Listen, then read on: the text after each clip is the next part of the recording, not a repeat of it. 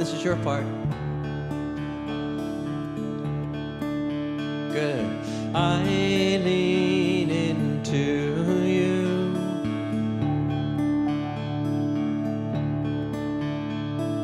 Oh, divine, infinite one. I lean into you.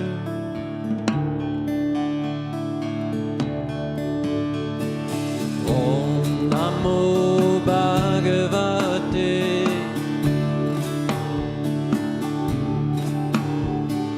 Vasudevaya.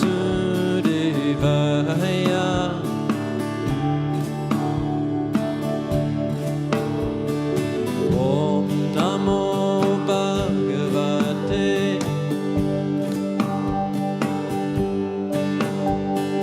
Vasudevaya.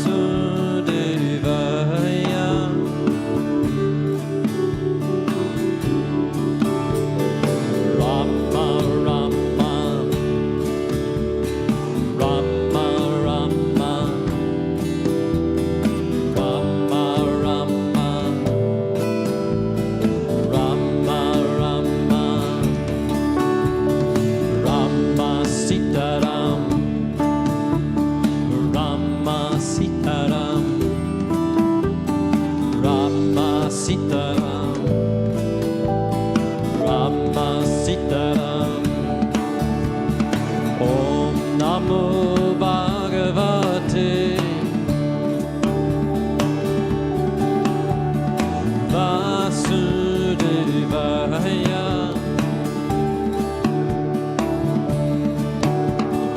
Om Namo Bhagavate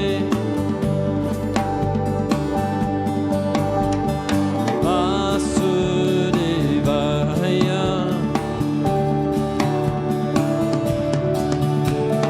Rama Rama Rama Rama Rama Rama Rama Rama Rama Sitaram Rama Sitaram. Oh Rama Sitaram Rama Sitaram. Oh Rama Sitaram Rama Sitaram Rama Sitaram Rama Sitaram. Oh divine infinite one, I lean into you.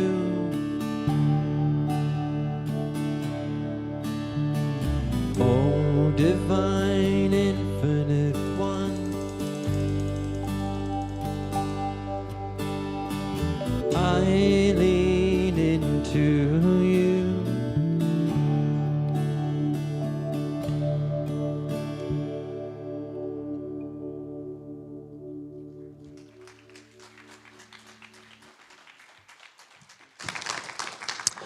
Good morning and welcome to the Center for Spiritual Living in Santa Rosa. I'm Russ Laguerre, your assistant minister. And can we give some more love to our band for waking us up with some music? Our universe is filled with infinite diversity. And this is what we recognize when we talk about the abundance of the divine. No two things are ever the same, and this uniqueness is worthy of celebration. In fact, it's in this uniqueness that we can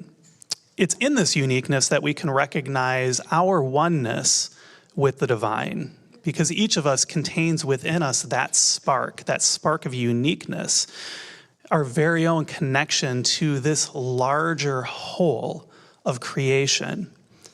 In our uniqueness, we can find unity. And whether you're here in the room or you're on YouTube with us, please know you're very welcome here, where we aspire to recognize unity by honoring inclusion, diversity, and equity. And I invite you now to join me in reading out loud our vision and our mission. The Center for Spiritual Living is a spiritual community that promotes global transformation through personal transformation. Our purpose is to awaken humanity to its spiritual magnificence. We are motivated by a compelling global vision that inspires us to bring the gifts of compassion, integrity, and loving kindness to the world through our programs and teaching. Together, we are helping create a world that works for everyone.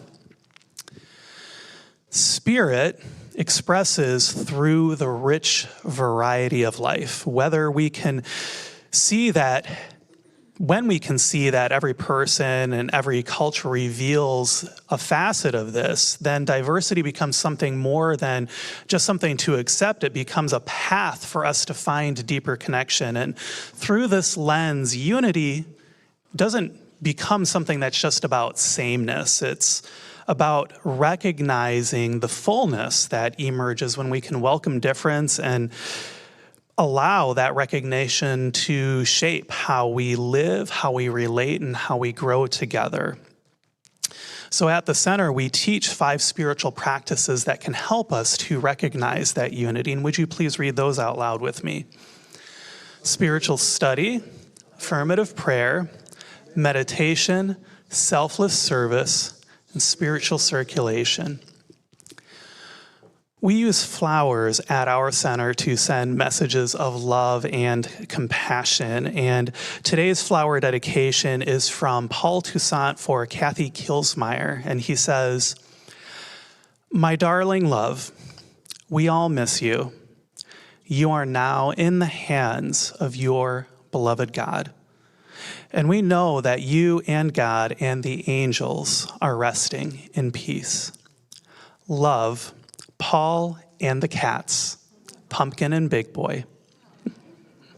Thank you, Paul. We would now like to extend a warm welcome to our first-time visitors. If you're a first-time visitor, would you please stand as you're able or raise your hand? We would love to bring you a flower and a packet with information in it as a token of our gratitude for you being here today. And if you can, keep your hand up or remain standing so we can find you. And if you're watching online for the first time, let us know in the chat. We're so grateful to have you here.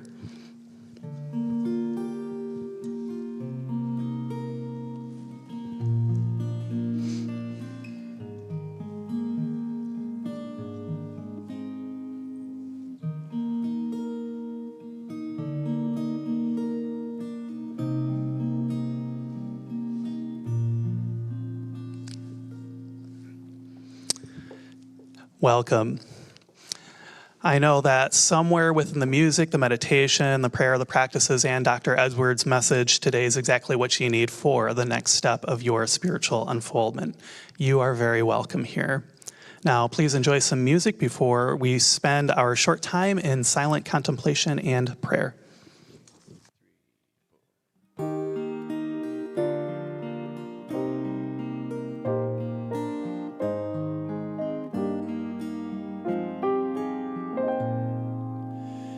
In this moment, in this place, I remember who I am, letting fear and worry fall away from me.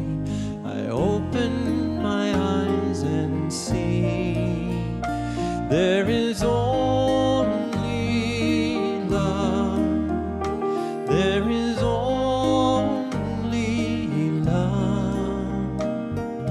love that heals, love that sets me free. There is only love.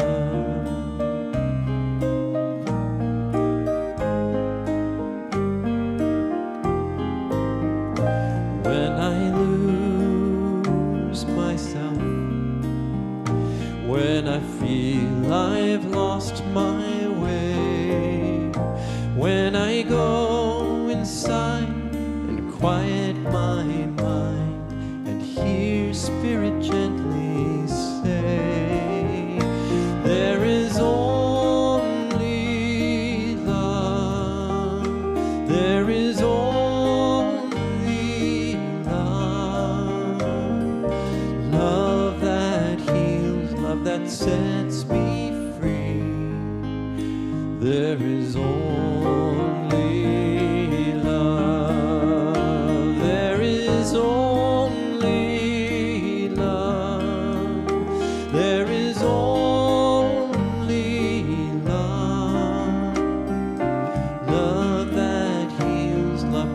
sets me free. There is only love.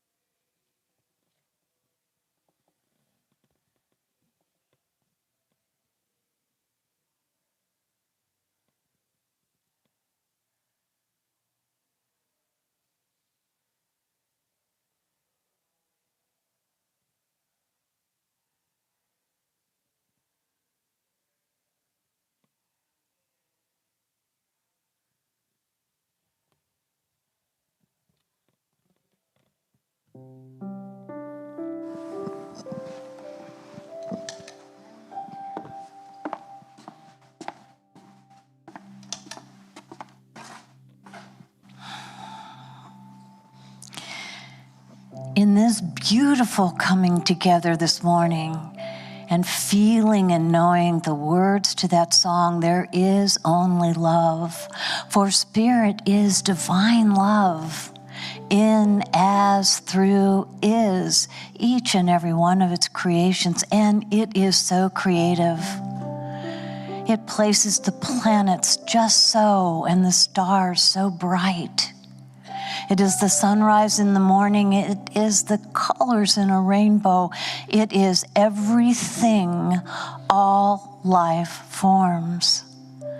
And it is so loving and so giving that with each, it stamps diversity. It stamps that little individual, beautiful appearance. No two things alike, and yet it imparts of itself in everything that it creates. Spirit divine is what I am. I feel it. It is the breath that I breathe. It is my lungs that fill my body with oxygen, and it is always available. I am so grateful for the opportunity just to breathe, to be here, to cast my eyes upon each and every life form there is, every person in this room, every person everywhere, knowing that each is an individual expression of the one. So beautiful. And in this time of change, because living on this planet is change, and life is about this change, but there is a constant. And that constant is Spirit, understands the rise, the falls, the ups, the downs, and yet is here to comfort. It is my compass, it is my joy, it is my guide. And I am so grateful for it. I'm so grateful to be able to look in the eyes of my neighbor and to see the eyes of God looking back at me. And so I'm knowing that this morning that we allow ourselves to just sink down into that knowingness, to feel it, to see it, to breathe it, and to know without a doubt that Spirit Divine is here now at all times, in all places. And so it is. Amen. Good morning. My name is Sherry Poole. I am one of the prayer practitioners and spiritual coaches here at the center. And it's my joy to invite you to read this morning's affirmation with me. I approach life with a willingness to live in the mystery. So it is.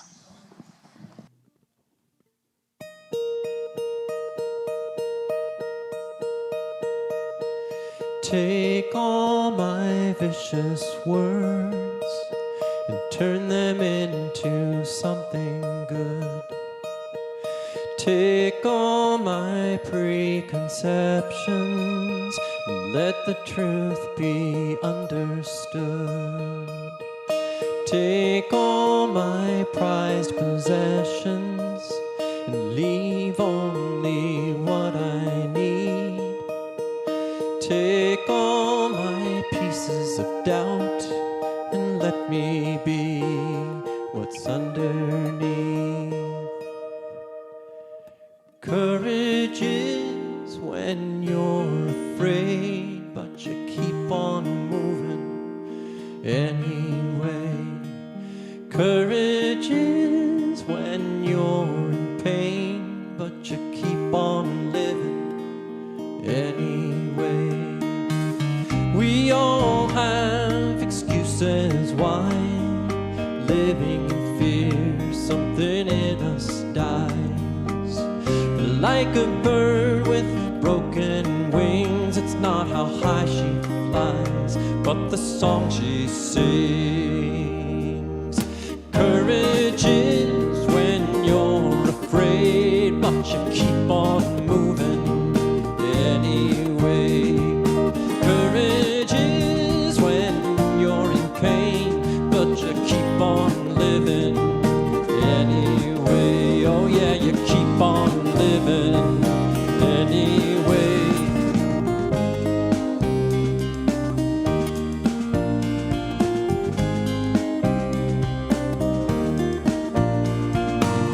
It's not how many times you've been knocked down, it's how many times you get back up.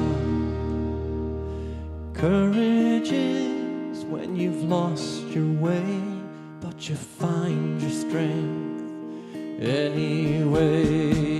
And courage is when you're afraid. Courage is when it all seems gray. Courage is when you make a change and you keep on living anyway. Oh yes, you keep on moving anyway. You keep on giving anyway. Oh yes, you keep on loving anyway.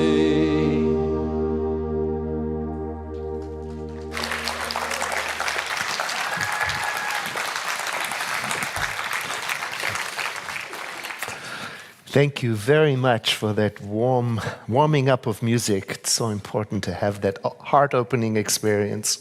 Good morning.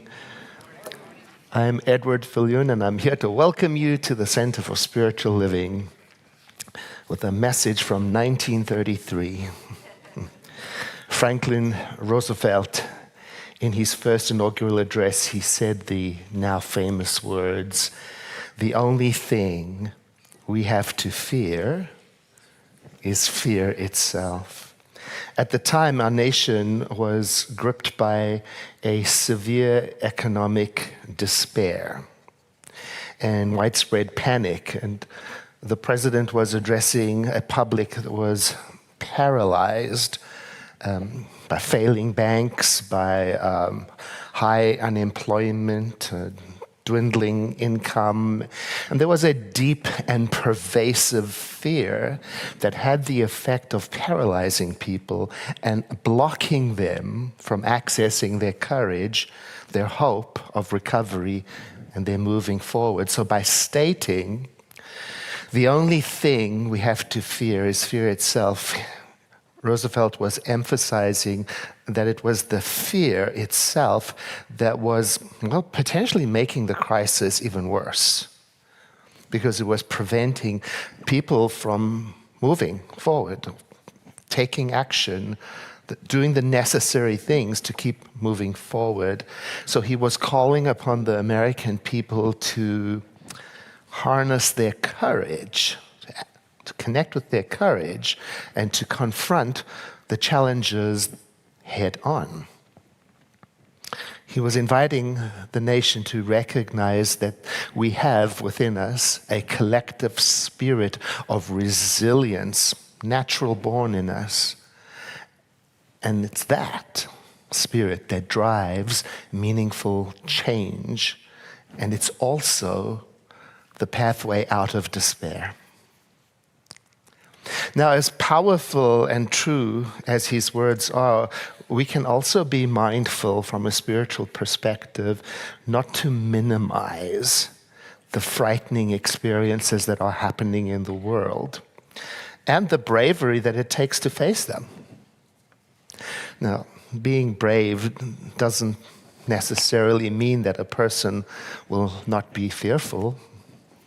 You can be both. And right now, today, I'm feeling a tremendous appreciation and compassion for those people who are experiencing frightening experiences in the world. And for those people who are in harm's way.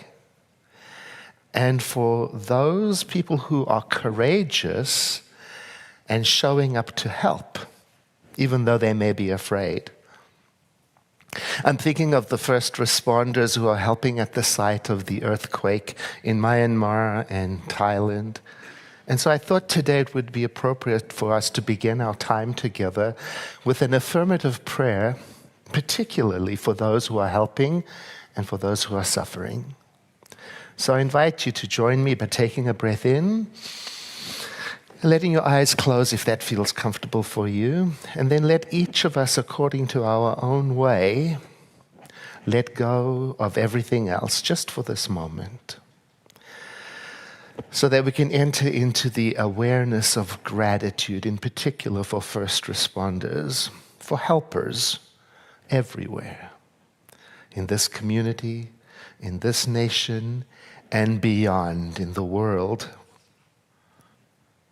And so in this consideration, then, I abandon everything else from my consideration for a moment, just a moment, to center my attention on appreciation for those who serve. And through this, our joint meditation on gratitude, we let melt away anything and everything that might separate us, so that we can tap into and feel instead our unity with Spirit and with each other. And let that felt experience of unity keep fresh before us this particular moment of high resolve, of reverence, so that in the moments and the days and the months and the years to come, we do not abandon our memory of that which has been given by so many through service. In this way, our contemplation of gratitude can serve as an inspiration for each one of us to also give, to also be kind, and to reaffirm our trust in that spirit that is in humanity, that has the capacity to be courageous, to be loving. In this way, then, through our prayer, we remain rooted in the consciousness of mindfulness and caring, with open hearts for those who are struggling, wherever they may be. And so it is. There's so much in the world going on that wants attention from us in this kind-hearted spiritual way. So much help that is needed, and so many important issues. It can be overwhelming.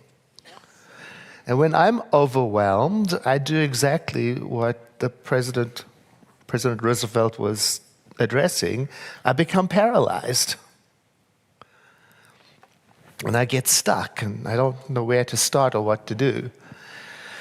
A long while ago, a friend of mine who's a doctor, actually here in Sonoma County, he created a guide for how to address these moments of overwhelm. And it's such a powerful guide that I've saved it for many, many years, and I go back to refer to it often. I'll just call him the doctor. So the first doctor's orders that I received from him is this: in times of overwhelm, connect. He says there is something special about being close to another person, holding hands, working together. Oh, I know what he means. After the pandemic started to clear up, it took our community quite a long time to feel comfortable to be together again, quite a while. And one of the most heartwarming things I saw, and I still see it today, is that when people finally made their way back into the center and showed up for the community, some of them, as they walked into the door or into the sanctuary, burst into tears. And it was that moment when they felt the people and they accessed the energy of community or sensed the music or the spiritual nature of the prayer, whatever it is. And the doctor suggests that it is because something happens to the nervous system that does not happen at a distance. Something calming, connecting. So, now listen up for this bit of direction. So, hug your friends and neighbors often. I think this is important advice right now, especially when in our world there seems to be an increase in separation and isolation, a decrease in human connection. And in a decrease of human connection, I think there's a potential loss of caring. And when we don't practice caring, we might end up starting to care less. Now, this brings me to the second part of the doctor's orders, which is to care.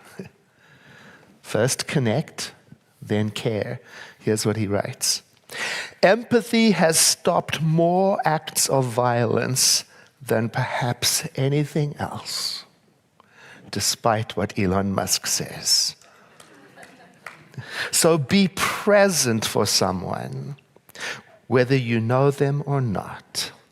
Like at the supermarket while shopping and pushing a shopping cart. Look into some random person's eyes and smile. Small moments of connection can make someone's day.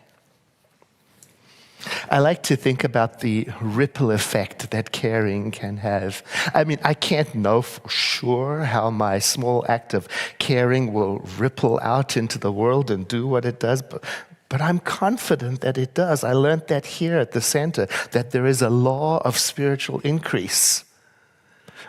And in the same way, I can't know for sure what my act of carelessness does, but I'm sure it does, according to the law of increase, spread itself around.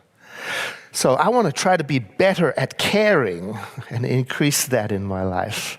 I want to do that more, whether that's for a house plant or how I fold my laundry or how I care for the neighbor's cat or for myself or for you or for a loved one, because I know, I've proven it to myself, and I'm sure you have too, that what I practice, I get better at. Right, musicians? It's the way of things. You don't just become fabulous overnight, right? How many hours? I want to put that kind of intentionality into my caring. This year, in June, our center has a team of cyclists. Oh, what a very caring group they are. And they are representing us and our heart in that 545-mile ride from San Francisco to Los Angeles to raise funds for treatment and awareness for people living with HIV and AIDS. And what's interesting about it, or significant about it, is this is the last year that ride is taking place. Now, on that ride, thousands of cyclists gather and they drop all labels. They drop them all. Straight, gay, transgender, white, black, yellow, gray, pink, big, tall, old, athletic, couch potato. And it's the coming together without these labels that creates what is fondly known by the cyclists as the love bubble. It's like the world is suspended and there's only love. And they will say, the cyclists, that although we are doing something for the benefit of someone else, it appears that we are the ones getting all of the benefit through this love. That we get, they say, so much more than we give, which is impossible to understand after 545 miles of cycling. But they describe it as a very powerful gift. One cyclist described it this way: it is the awareness that it is possible for a diverse group of people to cooperate and get behind one cause in a powerful way by focusing in love. That is the most powerful gift I received. Which brings me to the next item of the doctor's orders. Number 3, communicate. Connect, care, communicate. Now, as Reverend Russ called me, he said, I am a confirmed introvert. He said, I am. He's right. And as a confirmed introvert, small talk is not something I relish. And I avoided it all my life like the plague. I did not, I used to tell myself, care to have conversations about small things that are not of great importance. See, I was protecting myself from connection, caring, and communication. So I would dismiss small talk as superficial and unnecessary. While at the same time, I knew that communication has a very real value and purpose. And I also knew, as I'm sure that you do too, that not all conversations can be or should be profound. Because the complexity of life and all of its nuances can't fit easily into every single conversation, and it doesn't need to, Edward. Small talk, I learned, is really an invitation to connect, to share, to witness. And it can create the space, like tilling the soil. It can create the space where a seed can be planted for a deeper connection and conversation. When we communicate, we are creating common ground. You know, my family of origin, they were very, I think the whole family was introvert or conflict avoidant. We just didn't talk to strangers at all. It might have been cultural too, you know. So when I got to the United States of America and I walked into a supermarket and somebody would say, "How are you?" I said, "Why are you talking to me? I don't know you." It's how weird. But I started to like it. And then I tried it out a little bit with talk to strangers.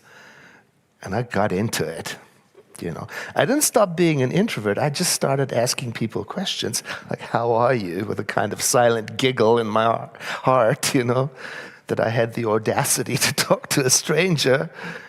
And I noticed over time a change started to take place in me. I didn't become an extrovert, but something inside of me started to enlarge, like my soul started to come out.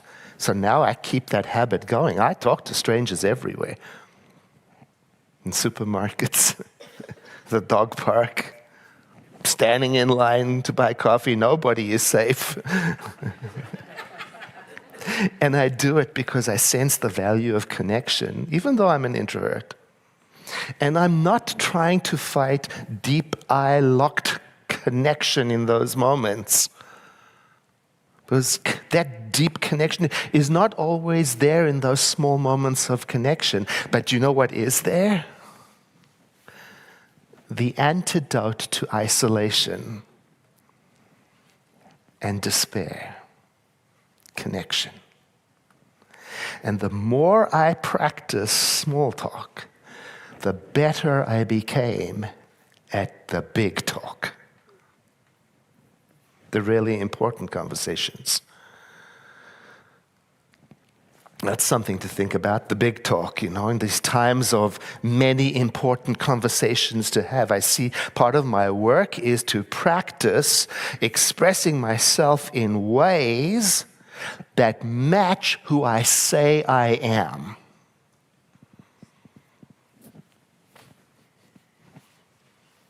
You see, it's a big deal here where we show up at the Center for Spiritual Living and we sing about oneness and there is only love. And then how do I speak?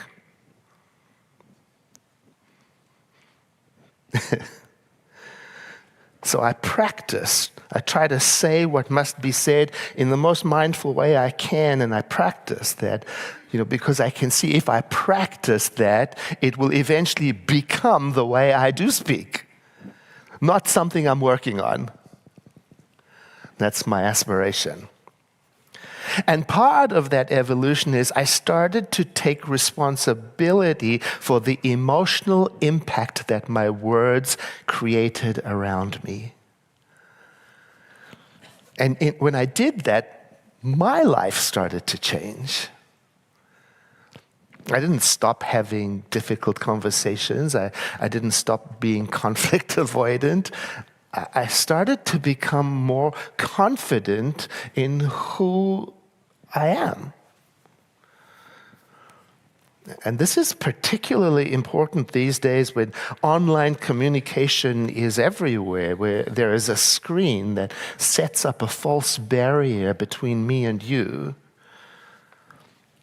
between my heart and your heart, where I could be tempted to care less. Now, I love that we have the ability through technology to connect to people in other cities. Did you know that we have members now in Portugal, in England, and in other states?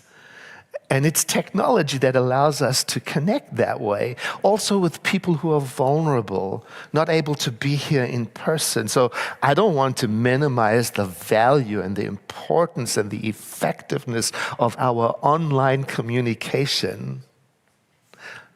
At the same time, I want to make a case for more face-to-face encounters. And here's why. Neuroscience research reveals that face-to-face interactions trigger the release of neurochemicals like oxytocin. That hormone that is associated with all the good stuff, bonding, trust, reduced stress. And it does it in a way that social media cannot do. Indeed, there's a study in China, I think it was 10 cities they studied, and they showed that while social media helps people stay in contact with relatives far away, that it indeed needs to be supplemented with face-to-face time to have all the emotional, physical, and spiritual benefits that go with connecting. Which leads me to the next bit of advice from our doctor. Gather. So we've got connect, care, communicate, gather. He says, in a way, you can care for yourself more spiritually by showing up, joining, participating. And so if you're listening on the radio, or if you're online watching through YouTube, or if you're in another city, I think that's beautiful. And I urge you to look for places in your life and in your community for events and groups and meetups, and then show up and gather with them. When guests come to visit me here in Sonoma County, I go to that website, sonomacounty.org, and there's a calendar of events there. There's always something to do. Places to go, museums, events. So I urge you, wherever you are, to look for ways to come together, because the doctor says if you do that, we will be, listen to this, stirring up a vortex of creation to change ourselves and our communities and our nation. I never thought of that. By showing up, I'm an agent for change. Me. You. And then when we show up, a vortex. Now, if face-to-face or in-person gathering is not available to some people, say, for example, due to location or health challenge, take a look at our online bulletin and make a date with yourself to show up for one of those, and then make an additional date to show up in nature. Because did you know you can supplement yourself, your well-being, by taking in the beauty that is available in nature, even if it's in your backyard? Because that beauty in nature is healing much in the same way that listening to music is, looking at art is. These things open up our heart. They enlarge our possibility thinking. They too provide the pathway out of stuckness, paralysis, fear. Beauty sorts something out inside of us. A professor at the Oslo University studies the neuroscience related to music. He says that simply listening to music, that's it, just simply listening to music also increases oxytocin levels. You know, contributing to feelings of empathy and well-being and goodwill and all of that sort of thing.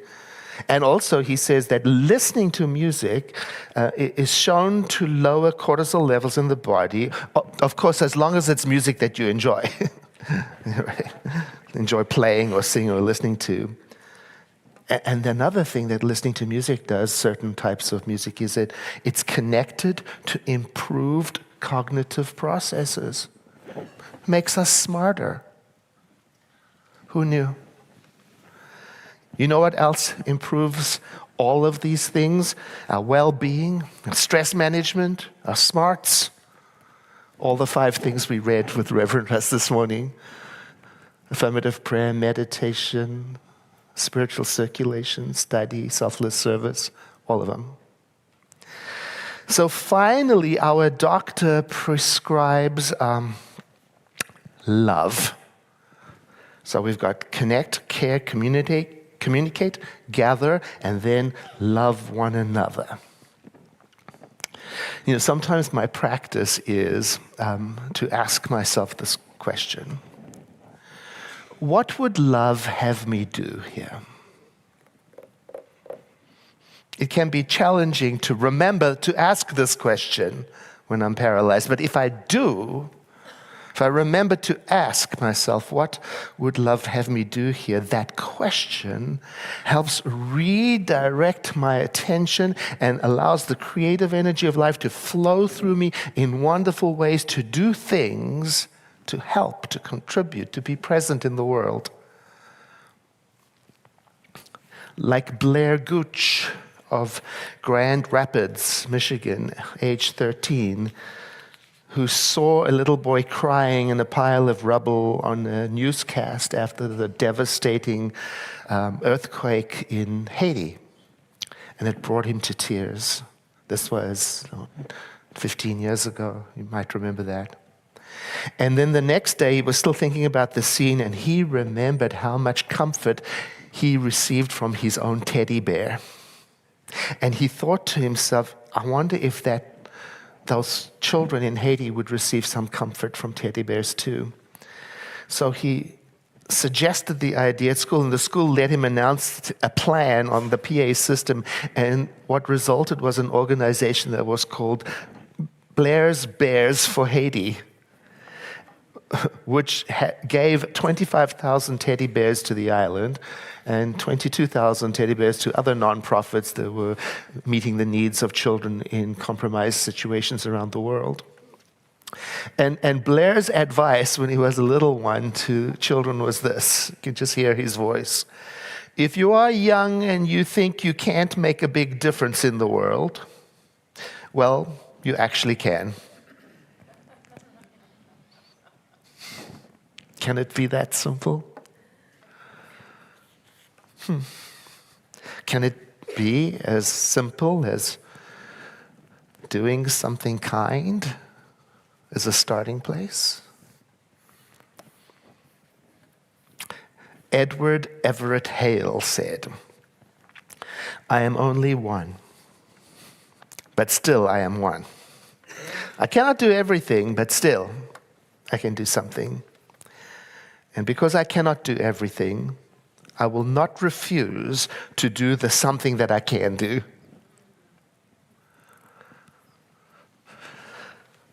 Like Winter Vinecki of Salem, Oregon. When she was 9 years old, her father was diagnosed with prostate cancer. And her whole family loved running and climbing, a sports family. And by 8 years old, she had already run a 10K marathon. So she formed, at 9 years old, a non-profit organization called Team Winter. A group of young people who ran marathons to raise funds and for prostate cancer awareness. And I believe they raised in excess of $100,000 in their first year. I believe that's how much. And although her father did not live to see all that she had accomplished, she said in an interview, "I know he's watching me." So, today, follow the doctor's orders. Connect, care, communicate, gather, love each other. Why? Well, it is the foundation of our faith tradition in Science of Mind. Indeed, our founder, Dr. Ernest Holmes, said of love, "It is the one power that can and must bring peace to a changing world." So this week, I invite you to join me in carrying this question around with you and pulling it out as needed. What would love have me do here? Can you imagine a community in which every individual knows how to rise above their fear, knows how to rise above their paralysis? A community that is aware of what is living in them and knows how to tune into it and draw upon it? That's the community we're making. Those are the individuals we are aspiring to being. Not just people who know about love, but do daily what they must to be it in the world. So we say it is the science of mind. But when we say mind, we mean love.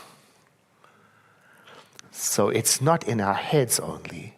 The journey of spiritual practice is to take the idea that elevates us and bring it into our hearts, to embody it, so we become a living expression of it. I invite you to take a breath in with me. And exhale, let your eyes close if that feels comfortable, so we can have just a moment of quiet contemplation to consider where we are with love.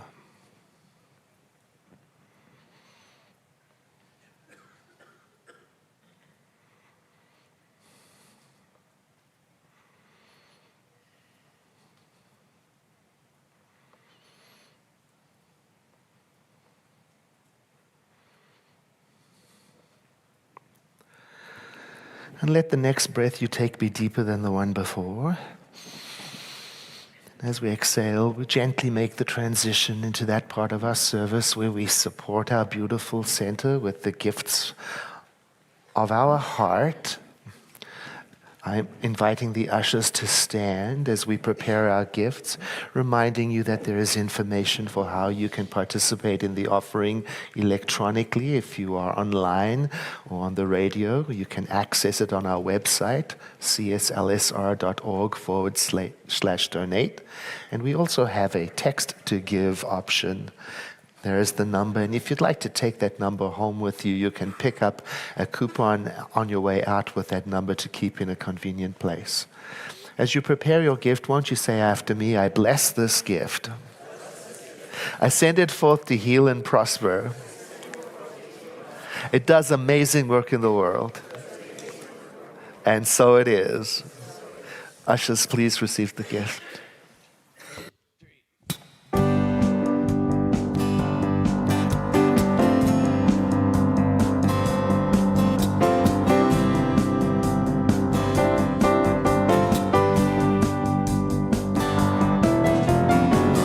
Make me an instrument. Make me an instrument. Make me an instrument of peace. Make me an instrument. Make me an instrument. Make me instrument of peace. Where there is hatred, I will love. Where there is sadness, I will bring joy.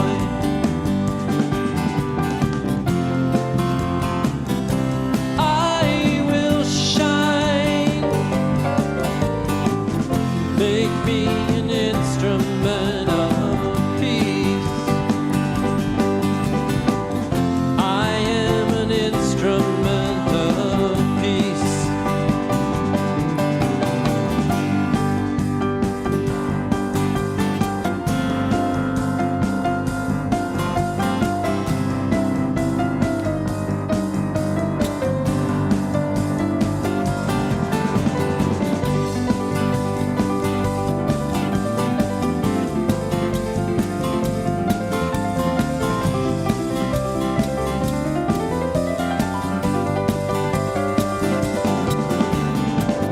Make me an instrument. Oh, make me an instrument. Make me an instrument of peace. Make me an instrument. Oh, make me an instrument. You make me an instrument of peace. Where there is hatred, I will love. Where there is sadness, I will bring joy.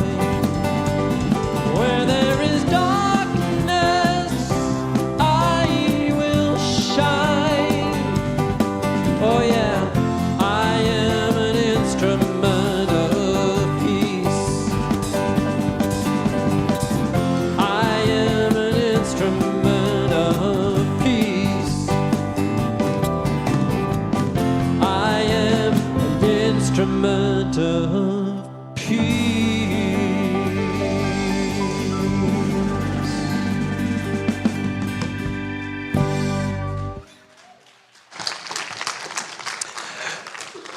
Thank you for all the gifts that you share. And thank you, Chris and Brett and Fran and Nick.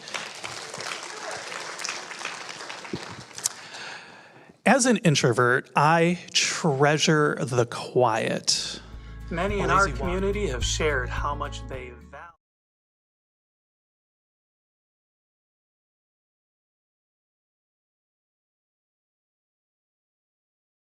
In those moments, my mind settles and something deeper begins to stir. And that's why I am so excited for Dr. Edwards' upcoming class, The Power of Introversion. That starts on Monday, April 7. It's only a week away. And in this class, he will explore the strength and clarity that lives in stillness and the quiet gifts introverts bring to the world. If you've been craving space to reflect and reconnect with your natural rhythm, then you'll want to join this class. Now, I have a special announcement for you, and that is this. You are a gift. Your presence means something extraordinary only you can bring into this world exists. And Well, now is the time to let it shine. You can join practitioner Christine Ruddy for a powerful heart-opening workshop on Sunday, April 13, designed to help you awaken your inner brilliance. Through guided meditation and a dynamic visioning process, you'll discover the unique creative gifts within you, helping you to step into the radiant creativity of who you truly are. You yourself, as much as anybody in the entire universe, deserve your love and attention. Those words from the Buddha are poetic, and they're a powerful invitation. And in Radical Self-Love, a 6-week class with practitioner Krista McAtee, you'll begin to experience what radical self-love feels like and what happens when you let it become part of your everyday life. You'll explore what gets in the way of radical self-love and how you can move through those blocks. And you'll learn how to build a relationship with yourself that feels real and nourishing. So you can talk to me after service or send an email to education@cslsr.org if you'd like more information about these classes and to learn how to sign up. Now, last week I shared about the creative power of planting seeds and the importance of weeding the garden of the mind. Now, the same, it turns out, goes for our actual gardens. So we'd love your help in tending to our own here at the center. And you can join our assistant facility manager, Joseph Myers, for a fun weeding party on Friday, April 4 and Saturday, April 5, anytime between 9 a.m. and noon. And there's no need to sign up. Just bring yourself, your favorite gardening tools, and a willingness to dig in and play in the dirt. And together we're going to clear the way for all of the beauty that Joseph has planned for the season ahead. Now, the first week of the new month is upon us this week, April, and that means that Astra Fox's Joyful Frequency Sound Circle is coming back. So you can come to the center on Thursday at 5:30 p.m. and have fun and use the power of your singing voice to connect with the spirit within you. Now, I'd like to invite you, if you would like, to join me and our youth coordinator, Jennifer Caldwell, for a special visioning practice today in our youth and family program. And this is a chance for you to pause and open to the wisdom that's already within you, and then for that wisdom to help inform what's next for our thriving youth and family program. So if you'd like to share your voice with us, you can join Jennifer and I at 1 p.m. in rooms 1 and 2, which all you got to do is follow the signs for the Youth and Family program, and they will take you right there. Now, your voice matters, and we want to hear it, and we're excited to hear what Spirit wants to reveal for our Youth and Family program through you.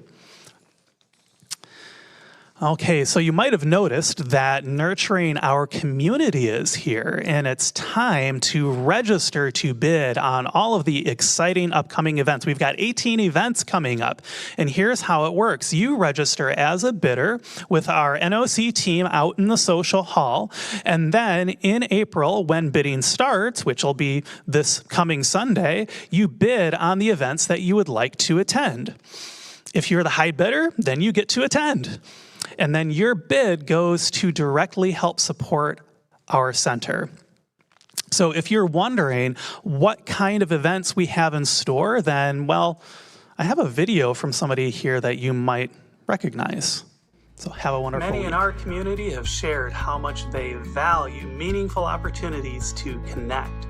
If that sounds like you, these events offer the perfect way to gather, share, and enjoy something special together.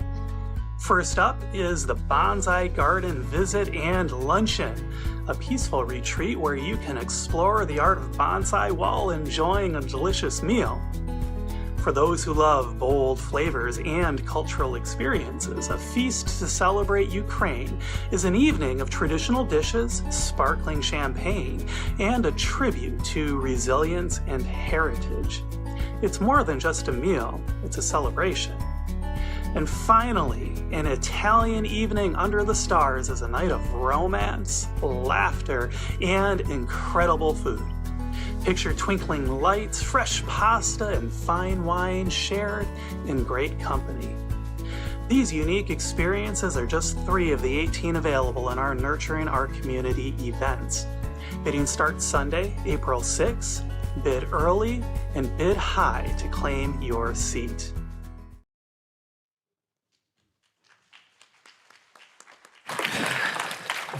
Have a look at the catalog of events on your way out. There are pool parties, concerts, Italian feasts, breakfasts. There are all sorts of things. It's quite exciting. I'm looking forward to it. Thank you for being here today, and thank you for visiting us, first-timers. And if there's something in you that needs spiritual support, we have prayer available online in our Zoom room, but also in the sanctuary. Right here, just go to the back corner and connect with the host, who will then direct you to you see those chairs around the periphery. That's where the prayer practitioners sit and listen to your request and do a spiritual mind treatment to support you on your journey with whatever you bring to them. And now won't you please stand as you are able, saying, something wonderful is happening through me right now. It is this thing called life. Life is in my mind. Life is in my body.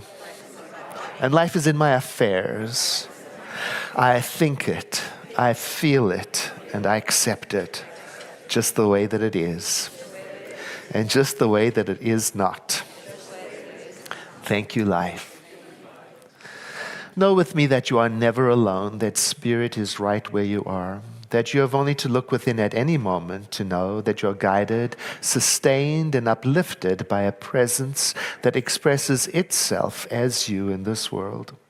In deepest gratitude, let us live our lives accordingly, so that in everything that we do and say and think, we honor this presence within.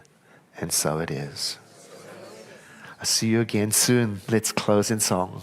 I release, I let go, I let the